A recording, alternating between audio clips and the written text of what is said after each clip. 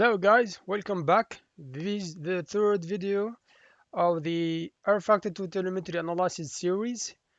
I'm going to share my understanding of the tires telemetry and especially tires temperature in Rfactor 2 and how I explain its behavior. So let's start. So I have already loaded some labs that I've done on Suzuka track on the Aston GT3, and this is my data sheet about where I have nearly all the information regarding tire temperature. So the first four groups, I have the front left tire temperatures, the inner, the center, and the outer. Same thing goes to the three other tires.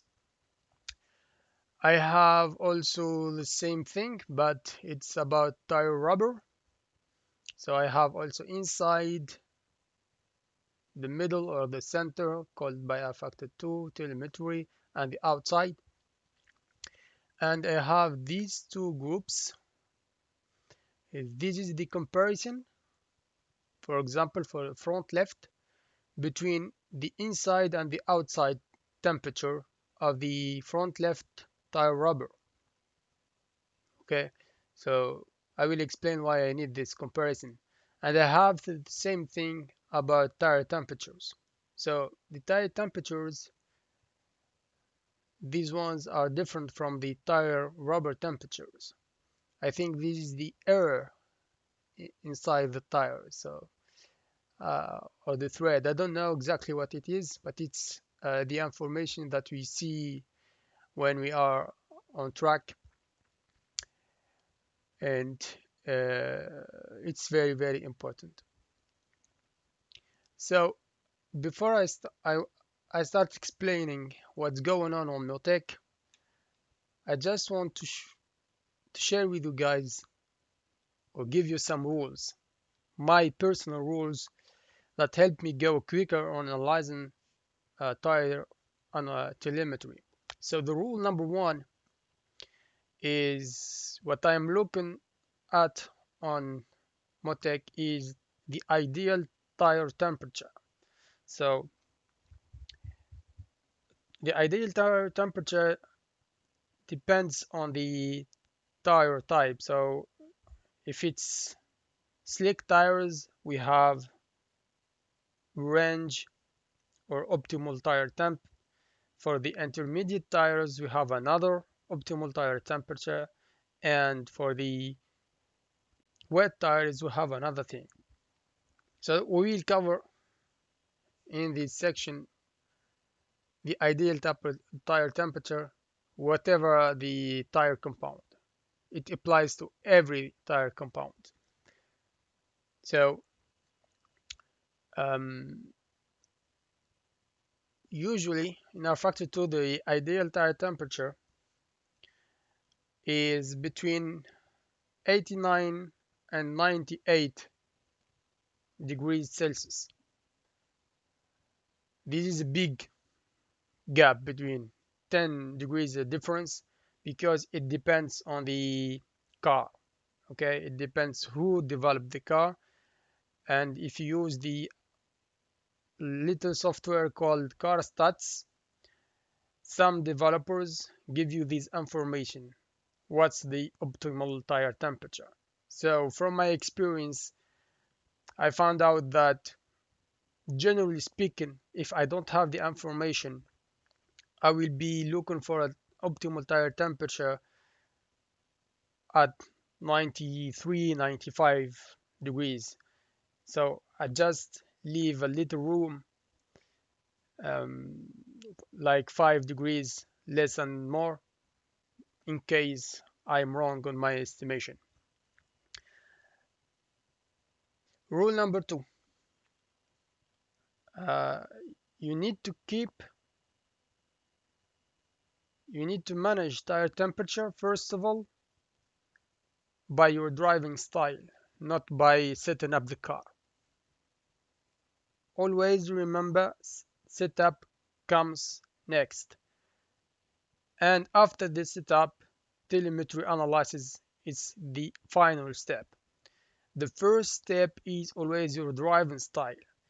If you lock your steering wheel too much, it's of course you will overheat your tires. If you block your tires by braking so hard, you will overheat your tires. This is not a setup issue, it's a driving issue. So fix your driving and then check this data. So rule number 3, when looking at Motec data, you have to look at the highest temperature recorded. The highest temperature recorded. It is more important than the temperature on the straight. You need to set the the car to behave and to have the maximum grip available on the most stressful situation. I don't care about my tire temperature on the straights. I care about my tire temperature on the corner. This is where I need the most my tires. Okay, so I look at the highest point. So when you put your mouse on the highest figures here, you will see that Motec will draw a vertical line which is on red. You can see here, for example, the highest temperature of the outer tire is at this point. Okay, this is it. So 119 degrees, which is quite very high. Okay, so at this corner, it's and you can see it's two left, two right corners at a high speed. This is where my front left tire struggles the most. So I check this part. So there are 3 or 4 corners, 1, 2, 3, and 4, where my front left struggles the most. Okay, and the same thing goes to my rear left. And you need also to check your front rear and rear right tire. Okay, and at this point you have to be on your optimal tire temperature. So at this point on this corner I am losing grip, definitely, no way around it. So this is what I do if I'm going to set up the car. You can see here that my front left outer is 19 degrees hotter than my inner front left tire. So for you guys will say, okay, this is not good. The inner should always be hotter between 5 and 10 degrees. This is the theory. Okay, it doesn't work like that in Rfactor 2. And I repeat, it doesn't work like that in Rfactor 2, which is in the theory, keeps it in the books. In Rfactor 2, you need to deal with it with experience, go out on the track, do 5 laps, 10 laps, and check your data. Okay, and play with the setup, and you will figure out that the rule of 5 to 10 degrees difference between the inner and the outer and the center, etc., doesn't apply to Rfactor 2 on this case. Okay, so when I set the car, my goal is to have the inner tire at the lowest possible temperature, because I think, and I say I think because I don't have a rock solid science about Rfactor 2, I think that the inner tire, it's the most used part of the tire on Rfactor 2. So I tend to keep it as cool as possible in order to have as much grip as possible. And another proof is you can check here that my outer on the right hander, right turn, so I stressed too much my front left tire, and my front right tire inner has a 10 degrees, is a 10 degrees hotter than the front outer, because on the right hand turn the tire deformation, it's responsible of this tire temperature. So the tire gets deformated, so the outer takes too much load of the front left tire, and the inner, the front right inner temperature goes high, because the front tire will help with its inner part to keep the to to have more grip, which is normal. Okay, it's always the case. You need to have the inside tire, its inner temperature hotter than the outside temperature of the inside tire of the corner. And on the other hand, the outside tire, it's okay to have the outer hotter than the inner. Okay, this is very, very important, because you can have exaggerated camber, negative camber. You can deal with it. So I can go to the setup and have high negative camber, so I will have the inner hotter than the center and the center hotter than the outer, like the theory suggests, but I will have a good amount of grip on the first or second lap, and suddenly on the third or fourth lap I will be lacking grip everywhere because my inside tire is gone.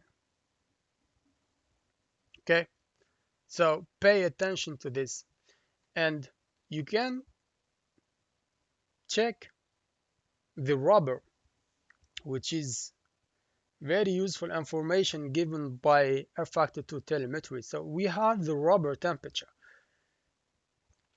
In this case, the rubber temperature, the inner should always be hotter.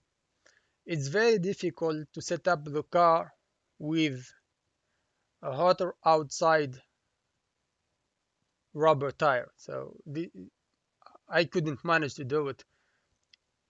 So for me, when I have closer temperature of my rubber between the outside center and the inner, I think I have a good setup, especially camber setup. Camber in Rfactor 2, it's what plays with the inner and outer temperature. Of course, you can manage this with the springs, with suspension geometry, but the most effective way to deal with these temperatures is the camber. I am talking about Rfactor 2. This is always a reminder to everyone. Okay, so this is the main part where I deal with tire temperatures. So keep in mind, you need to check your maximum temperatures, your rubber temperatures, and you need to set up the car for the most important section on the track. Okay, so for some corners you will have strange values or bad ones, you call them whatever you want. We don't care. You cannot set up a car that is perfect everywhere on the track. You need to work on the most important sections of the track. This is very important. So what can I say more without going very deep into the telemetry? I can talk about tire wear. So the hotter the tire goes, the more wear you get. This is obvious, and that's why it's important to run the lesser camber, because the more negative camber you have, the more tire wear, because you have more tire heat. So lower your camber as much as possible. It is very important, and you will gain too much time throughout the whole stint. So less camber, less temperature, less tire wear, and you can add less drag. So with less camber, you will be faster on the straights and you will have better braking capabilities. So another thing is the tire pressure. So the tire pressure in Rfactor 2 is not for the for the most used cars, the GT3 pack and the GTE Endurance pack released by the studio, and so many other GT or cars. The lower the pressure, the better, the more grip you have, and so on. But for very rare cars, it doesn't work like that.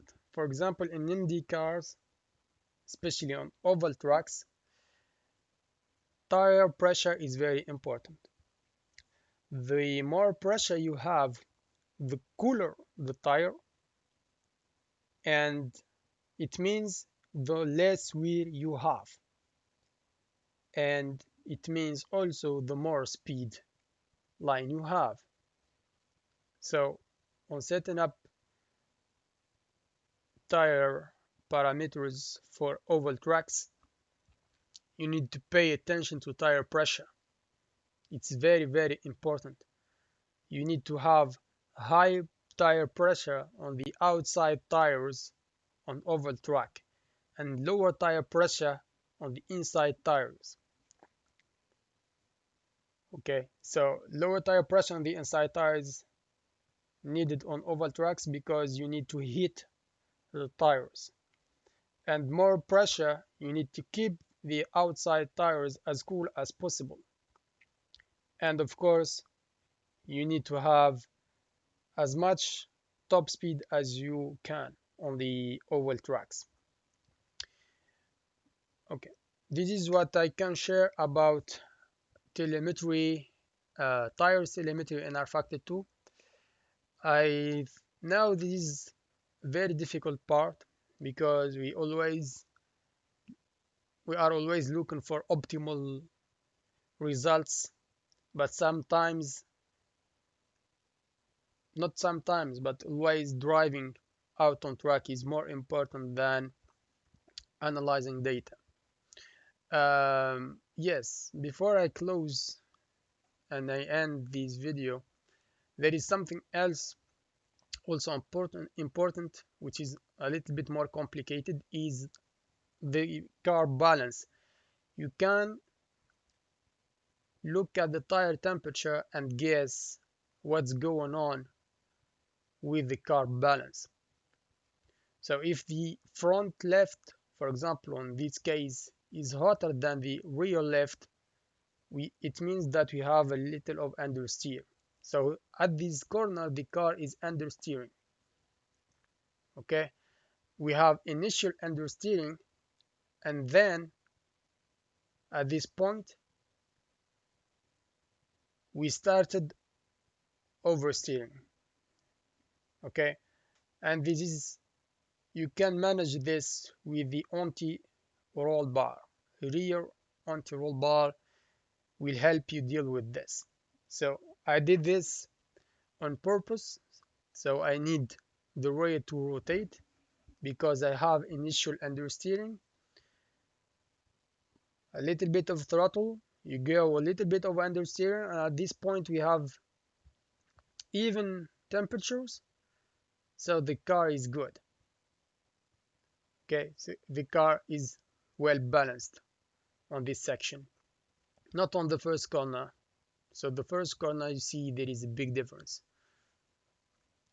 Okay, so you have to take into account that if you introduce more oversteering by the end of the stint, or lack of concentration, or on the traffic, you may lose the car.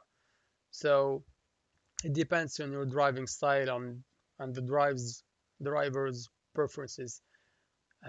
For me, I'd like to have a well balanced car. This is the most safest. This is a setup for endurance race. So just take care. Okay, guys, I think that's it. Thank you very much for watching the video. Don't hesitate to comment and ask as many questions as you can and give feedbacks as much as you can. Thank you very much. See you next time.